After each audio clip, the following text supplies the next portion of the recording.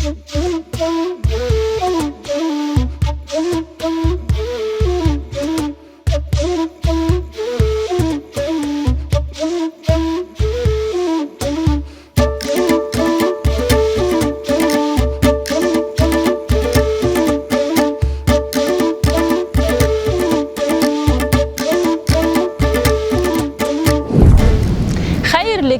hürmetli millettaşlar. Biz sizi Başkırstan Respublikası İliç rayonu yerliginde selamlaybiz. Başkırstan'dan 2 tapkır Sovetler Soyuzu Giroyu Musa Gaysaoğlu Garayev'tin tuğan yerinden seyahatimizi başlaybiz. Әлеге мәлдә biz sizin менән Musa Garayev'tin tuğan яктарында. Хәзер biz onun туган авылы Ташчишмәгә юл тотабыз.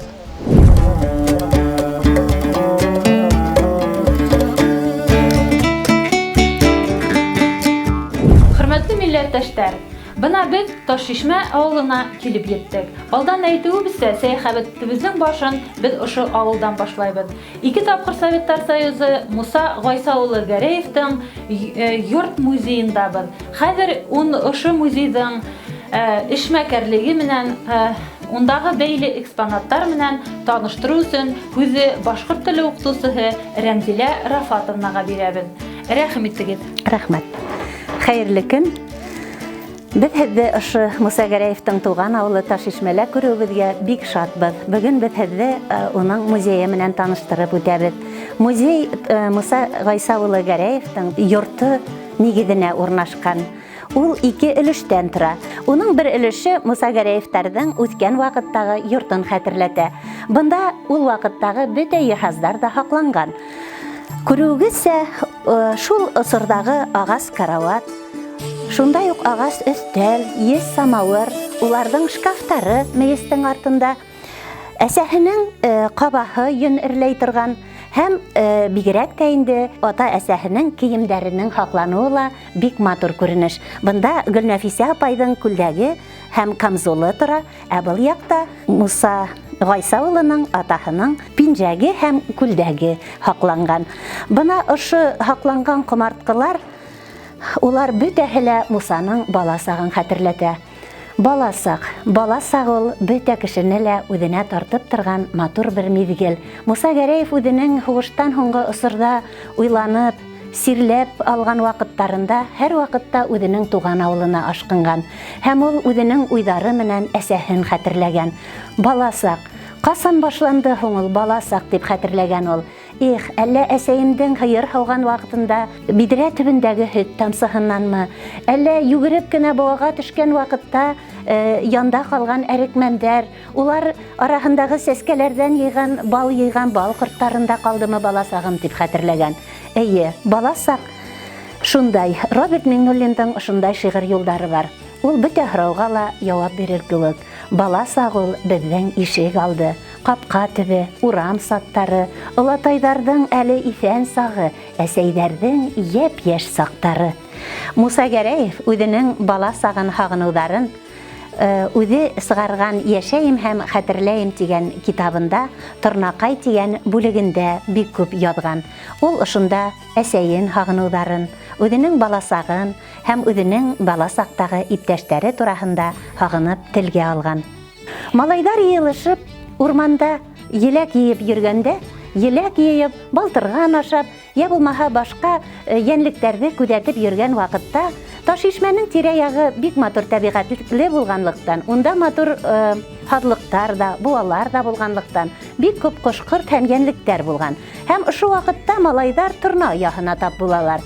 Һәм ошо торна ояһына тап булғас, улар берһен-берһе, әйҙәгеҙ ошо торна йомортҡаларын алайыҡ, әйҙәгеҙ өйгә алып ҡайтайыҡ дип, берһен-берһе ҡоторта башлағандар. Әле ап-аҡ йомортҡалар, әйҙәгеҙ алып тотоп ҡарайбыҙ.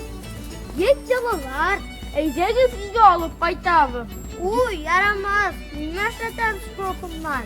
Ояға һалабыҙ, торна балалары сыға. Бик ҡыҙыҡ буласаҡ. Минеке төшөп ватылды. Малайҙар, кемдең ҡаҙы ултыра? Безнеке ултыра ла ул. Әсәйем рөхсәт итер микән һалырға? Беҙ унан бергәләп һорайбыҙ. Әйдә, киттек, әйдә. Гөлнәфисә апай уларды каршы алган. Шуннан Муса әйткән: "Әсәй, бына бит торна йомырткаһы алып кайттык. Ул йылы, бәлки уннан торна балаһы сыгар. Әйдә безнең кабаттына халайык" дигән. Әсәһе кыенһынган: "Эй балалар, бик тә дөрес эшләмәгәнһегез, бер дә дөрес эшләмәгәнһегез" дип һөйләнһә лә, балаларына каршы килә алмаенса, ошо йомыртканы кабаттына халган. Был вакыйга нисектер әсә күңеленә бик авыр тоелган. Ул уны төндәрен уйлап яткан. Гайса агайды уятып, хатта улуга әйткән: "Эх, Гайса, мин бер дә дөрес эшләмәнем. Өй башыннан торналар кыскырышып үтәләр. Балалар бит уның йомырткаһын алгандар. Безнең Мусабызны ла өебездән айырып алып китһәләр, ата-әсәһез шулай итеп яңгыз калһа, нимә эшләрбез" дип әйткән. Шуннан инде уның атаһы Гайсага әйткән: "Куй әле, Гөлнәфисә, тотаһың да шул торна балаһын һөйләйһең. Нишләп безнең Мусабыз торна булһын? Ул бөркет буласак" дигән. Ул уйламаган, нисәлер йылдар аша ошо торна балаһы урынына бөркет булып ысусы Муса, бөркет дип уны бөркеткәй дип атардарын ул әле бер башына ла килтермәгән булган. Бәләкәйдән егәрле, эш һөяр һәм бик акыллы малай булып үскән. Ул бер вакытта ла иптәшләре менән һүҙгә килмәгән. Ул бер вакытта ла үзенең көсөн иптәшләренә каршы кулланмаган. Ул уны йылдар үткәндән һуң да: "Мин бер вакытта ла улай итеп булган хәлдәрне сисергә яратманым" дип әйтә. Ысынлап та, ошолай итеп бала сакта алган һәйбәт тәрбия уны киләсәккә әйдәгән. Бишкорай мәктәбендә укыганда ул бик актив була, пионерга иң беренчеләрдән булып инә һәм ошонда лозунглар язып, ул бик актив укучы итеп үзен таныта. Спектакльдәрдә лә катнашырга яраттым дип хәтерләй ул, ләкин суфлер булып дип әйтә. Ысынлап та, уның кыюлыгы сәхнәгә сыгып, театр куярга кыюлыгы етмәгән. Ошо елларда мәктәптә директор булып Миңнехан Хузеевич Девятов эшләгән була. Уның малайы Өлфәт Девятов һәм Муса Гәрәевте пионер лагерына ибәрәләр, бик алдынгы укучылар булганга. Бына ошо пионер лагерына баргас, ул бөтенләй икенче дөнья аса. Сөнки бында бик ябай ердә туып үскән малай, унда бик күп яңа әйберләр менән таныша. Тракторды ла ул беренче тапкыр шул пионер лагерында күрә. Ә ул тракторның тракторсыһы Камил Ахияровтың атаһы булган була. Бирскида ректор вазифаһын башкарган профессор Камил Ахияровтың атаһы дип яза ул. Ысынлап та, бына ошо пионер лагерында ул бик күп нәмәгә өйрәнә. Һәм беренче тапкыр авиамоделчеләр түңәрәгендә шунда йөри. Һәм шунда ул самолеттар менән беренче осраша. Ләкин ул вакытта ул уйламай: "Мин ысулсы булам" дип. Башкорт теле әдәбияты дәресләрендә Муса Гәрәевтың йорт-музее, уның туган авылы безнең һәр эшебездә зур урын алып тора.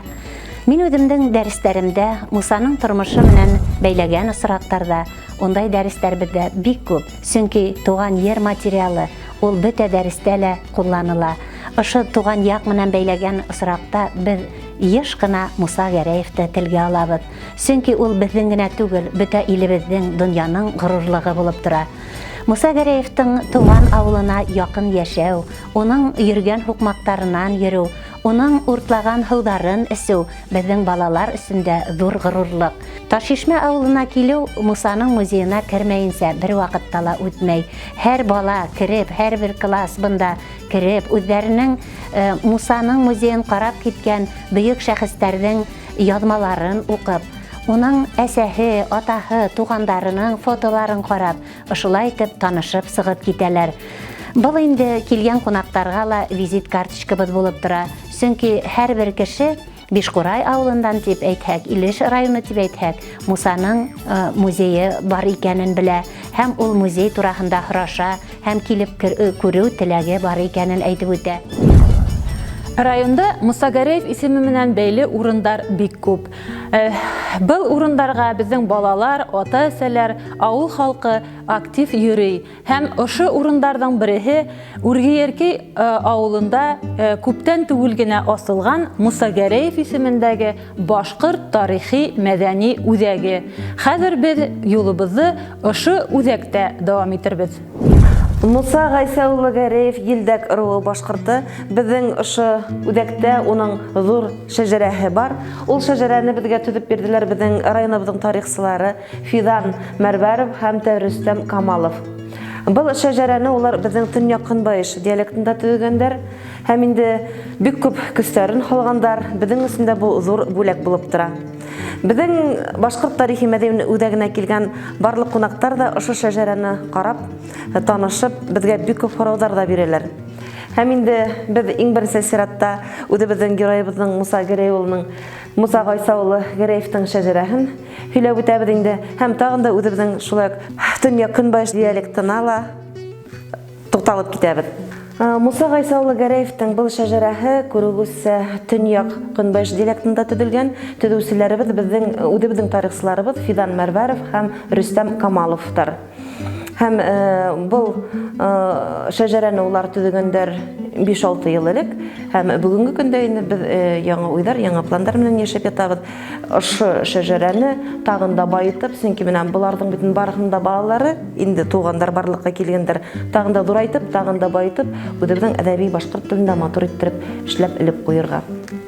Муса Гайса улы Гәрәевтің карт әтәһе Әҗмәт.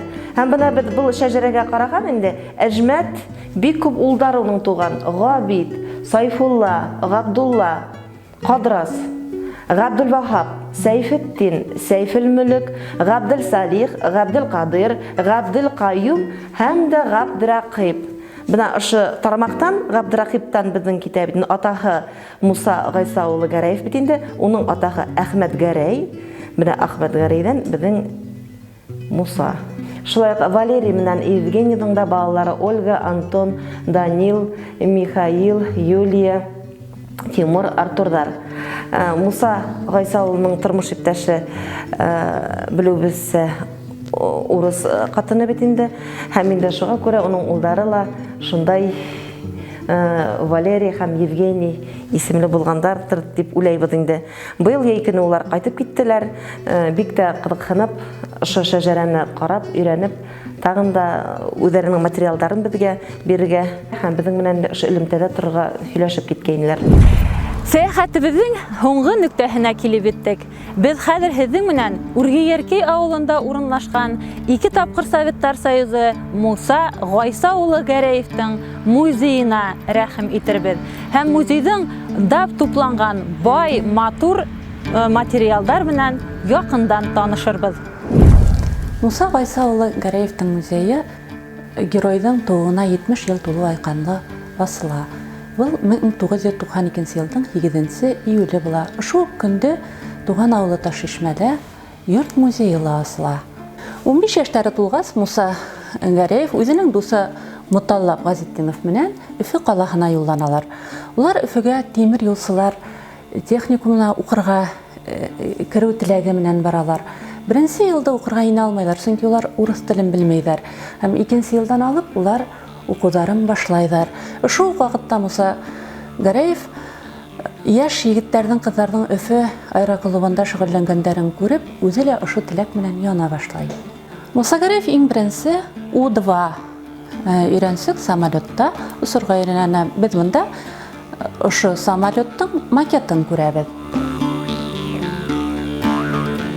Өфе аэроклубының инструкторы Иван Петров Муса Гәрәевтің исен күңел менән шөгыльләнгәнен күреп, уга шундай тәкъдим яһай. Энгельс калаһындагы хәрби авиация мәктәбенә укырга инергә теләмәйһеңме? ди ул. Һәм яшь кенә Муса 1940-42 елларда Энгельс калаһындагы мәктәптә укый.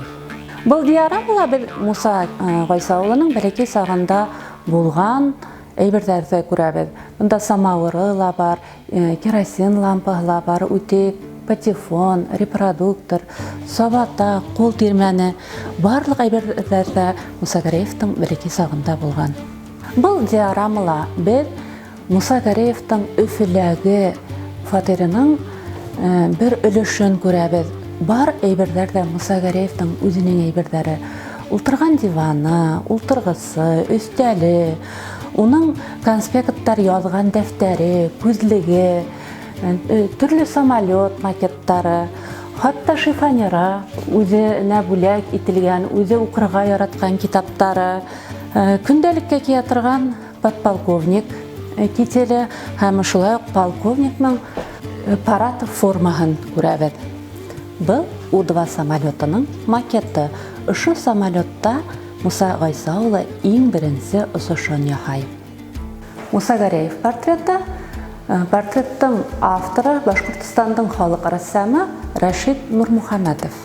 Тут мы видим комбинезон летчика периода Великой Отечественной войны, а на этой витрине уже комбинезон самого Мусы Гареева. Он очень в ветхом состоянии, из-за этого нам шили копию этого комбинезона. И вот здесь мы видим этот комбинезон. Материал называется «Пилот», и даже американцы скопировали наш комбинезон. А также на этой витрине мы видим трофейные предметы. Это ранец полевой немецкий военнослужащего, фотоаппарат, портсигар, бритвенные ножи, а также артефакты. Тут мы видим награды Мусы Гареева, 2 золотые звезды, ордена и медали, летная книжка. Летная книжка у нас в оригинале 8 штук. Там пишется, сколько времени он летал, по каким заданиям летал и где был. Муса Гареев на фронте с 1942 года. Первый боевой вылет он совершил в декабре 1942 года на самолете Ил-2. Это самый мощный боевой самолет. Его помощником, стрелком, пулеметчиком был стрелок Александр Кирьянов. Он тоже полный кавалер ордена Славой. Самым летчиком под самолет установили фотооборудование. И во время атаки они должны были еще и сфотографировать.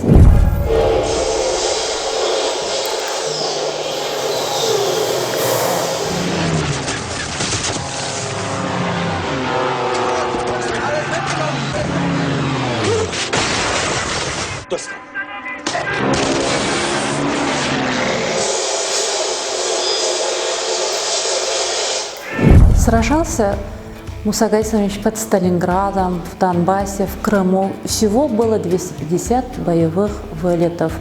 За 164 боевых вылета ему присвоили звание Героя Советского Союза и золотую медаль. Но он первую фотографию у друга звезду сфотографировался и обратно отдал. А вторую звезду ему присвоили 19 апреля 1945 года. Только присвоили. А вот вручение обеих медалей было 1 мая 1945 года. Это Муса Гареев единственный в истории человек, которому вручили обе звезды в один и тот же день.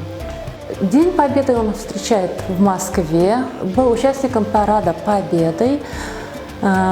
После Дня Победы он возвращается на родину. Ночь была, их объекты разбомбили мы дотла. Мы ушли, ковыляя во мгле, мы к родной подлетаем земле. Вся команда цела, и машина пришла на честном слове и на одном крыле.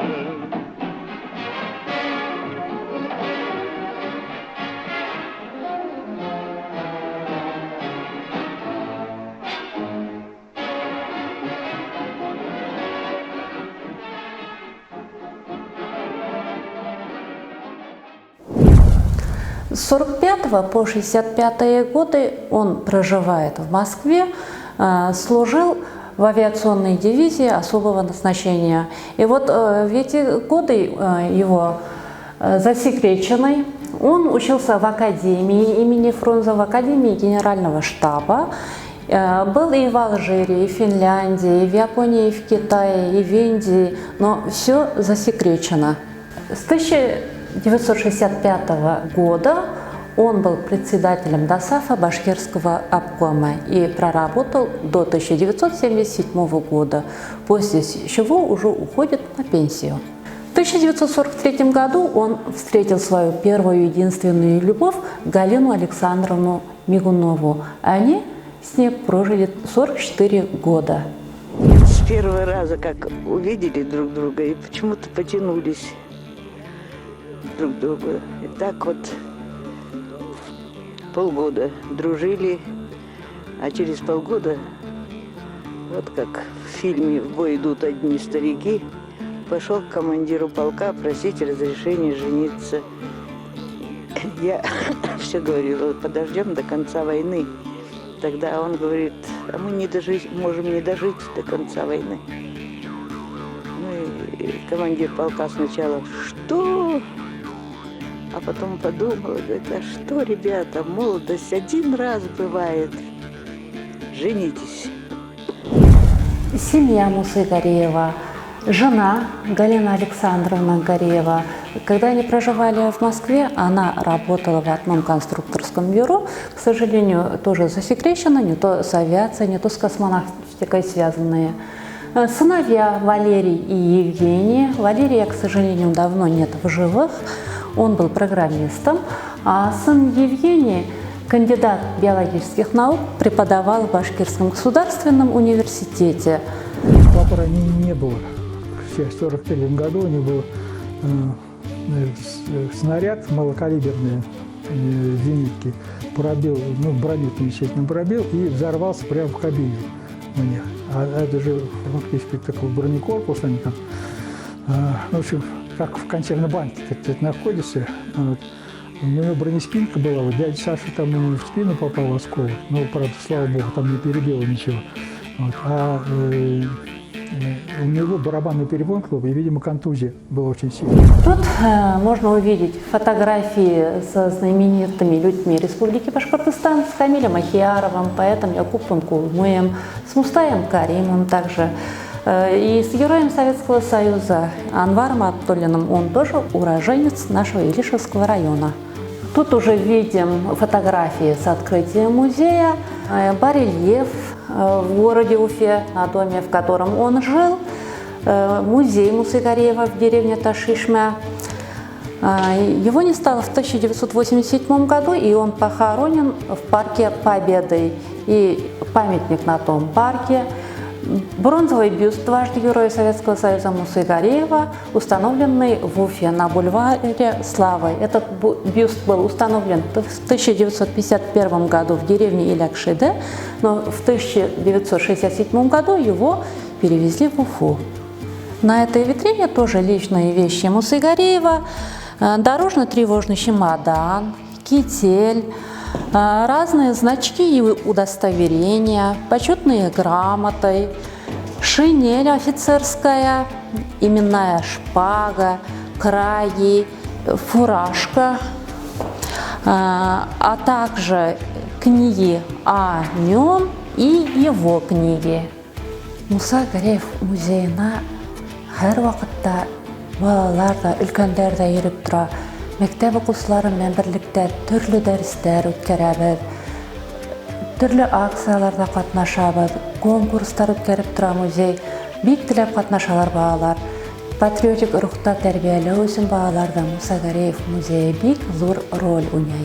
Муса Гореевтың тууына 90 ел тулу айканлы музей скверына Ан-2 самолетын кайтарып куялар. Муса Гайса улы нәкъ бына ошондай самолеттарда ла осурга яраткан.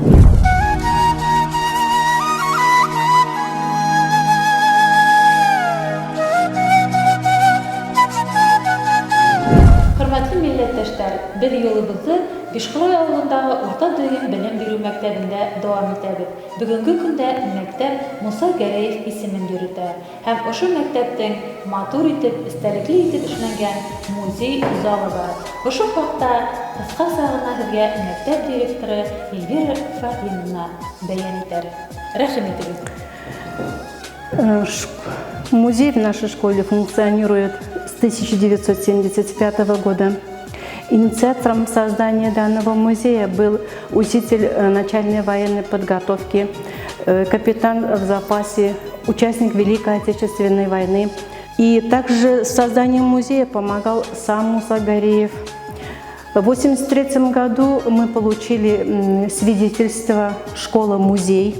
Но на сегодняшний день наш музей действует как музей-зал боевой славы дважды Героя Советского Союза Мусы Гайсиновича Гареева. Во время учебной деятельности, воспитательной деятельности мы широко используем возможности музея. А возможности музея очень широкие. Здесь представлены фотографии, документы, фотографии родной деревни Мусы Гареева, его детства, его друзей, его деятельности, именно военной деятельности. Мы гордимся этими фотографиями тем, что большинство этих фотографий предоставил нам сам Муса Гареев. В данном музее была книга посетителей. В этой книге он сам расписался. В 1983 году эта книга была передана в музей, в дом-музей Мусы Гареева в деревне Таш-Чишмы. К нам приезжают не только из соседних деревень нашего района ученики в этот музей. К нам приезжают и дети из соседних районов Чекмагушевского района, Бакалинского, Дюртюлинского, а также из Актанышского района Республики Татарстан. Я держу его книгу «Штурмовики идут на цель». Это книга Мусы Гареева. Эту книгу мы используем в своей воспитательной работе, начиная уже с начального уровня. Дети читают отрывки, начальные классы из этой книги. Старшеклассники проводят конференции, читательские конференции, пишут сочинения. Мы всегда участвуем в конкурсах сочинений о родном крае. Здесь ученики пишут о своем герое, земляке Мусы Гарееве. Также мы в 2019 году участвовали в республиканском конкурсе «Растим сынов Отечества» и стали победителем. Значит, мы гордо несем имя Мусы Гареева. Также в своей работе мы используем его жизнь и творчество. Об этом говорят очень много исследовательских работ учеников, которые завоевали в республиканских конкурсах призовые места. Бына безнең дәресебез алагына якынлашты. Без һезнең менән бүген Башкортстан Республикасының ике тапкыр Советтар Союзы герое Муса Гайса улы Гареевтың эзләре буйлап сәяхәт иттек. Илеш районында уның исеме менән бәйле урындар бихисап. Улар һәр береһе күңелгә якын һәм рәхәтлек бирә. Бүген без сезгә бәян иткән, күрһәткән материалдар, экспонаттар сезнең киләсәктәге эшегездә балалар патриотик рухта тәрбияләүгә ярдәм итер дип ышанабыз. Һәм инде Муса Гареевның иҗаты менән, уның тормыш юлы менән якындан танышырга теләгүчеләрне без үзебезнең музейларыбызда көтеп калабыз.